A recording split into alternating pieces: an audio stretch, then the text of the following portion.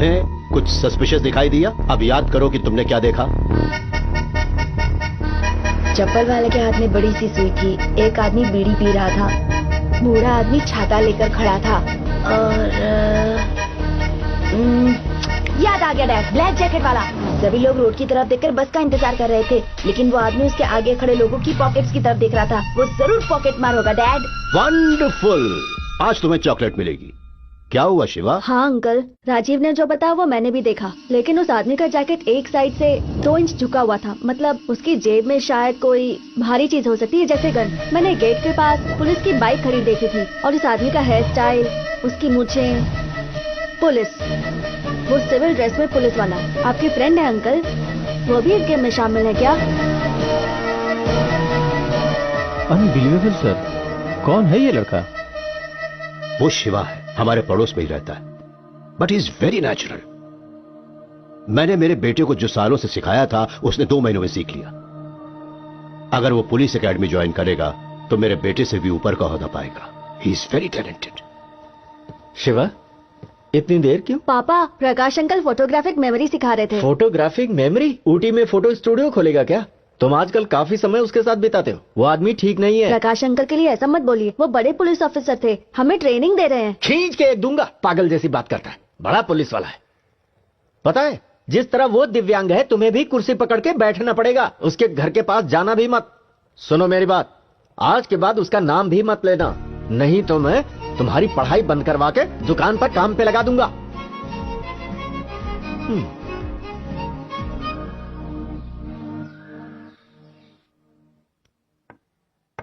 अच्छा, तुम्हारी नजर मेरी रानी पर है। अब तुम चाल चलो। देखो शिवा, कितनी भी कोशिश कर लो, मेरी रानी को छू नहीं पाओगे। चेक। कोई चाल नहीं बची तुम्हारे पास। चेकमेट। राजीव, डैड बुला रहे हैं, मैं अभी आता हूं।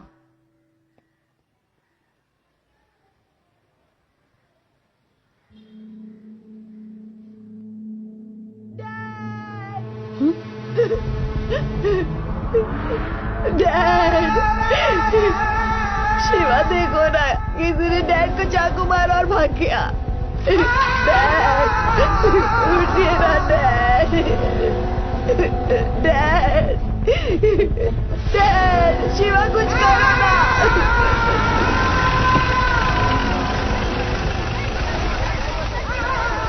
देखिए देखिए, शांत रहिए आप लोग, प्लीज शांत हो जाइए, प्लीज शांत हो जाइए। मैं बताता हूँ, शांत हो जाइए, प्लीज प्लीज बात को समझिए, प्लीज आप शांत हो जाइए। सर, आवाज बंद करो, चुपचाप बैठो चुपचाप।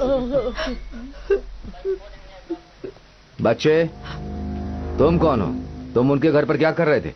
सर, मैं पड़ोस में रहता हूँ। मैं और राजीव चेस खेल रहे थे। मैं हमेशा उनके यहाँ जाता हूँ। हमेशा जाते हो? किस लिए?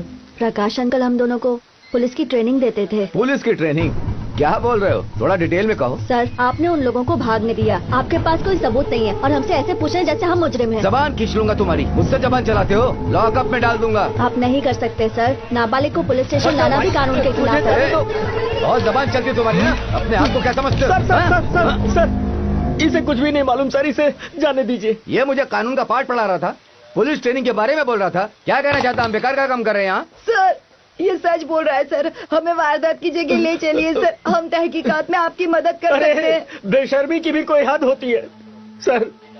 ये मैथ सीखने के लिए उनके घर जाता था, क्योंकि ये सब्जेक्ट मुझे नहीं आती है, इसीलिए ये मेरे मना करने के बावजूद वहाँ जाता था। साहब, मेरा रिकॉर्ड एकदम क्लीन है साहब। हम उनके पड़ोस में ही रहते, बाकी उनके बारे में हमें कुछ भी नहीं पता। गाड़ी जाते हुए देखी थी।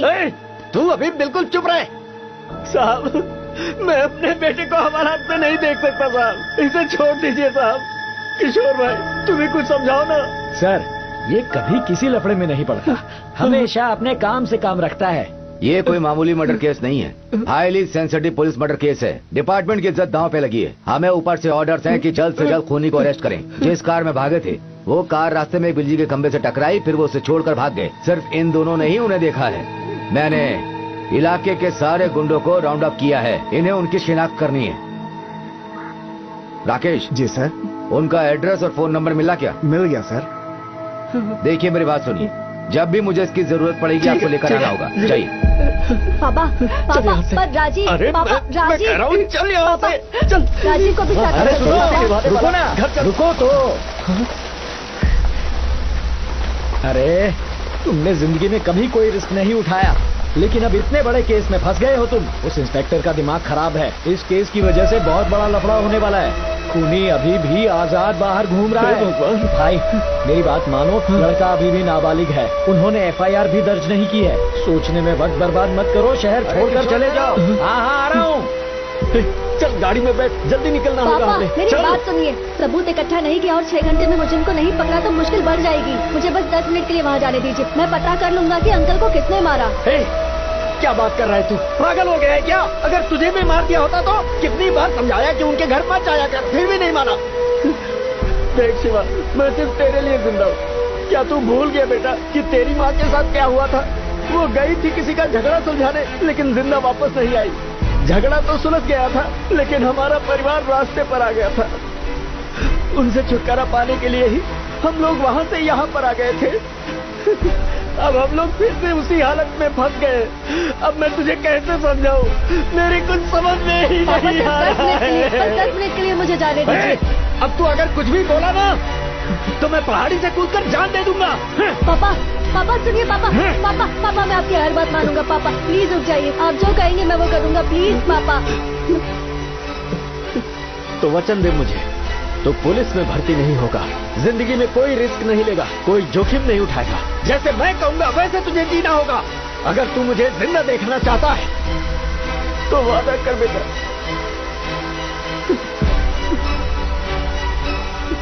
वादा करता हूँ।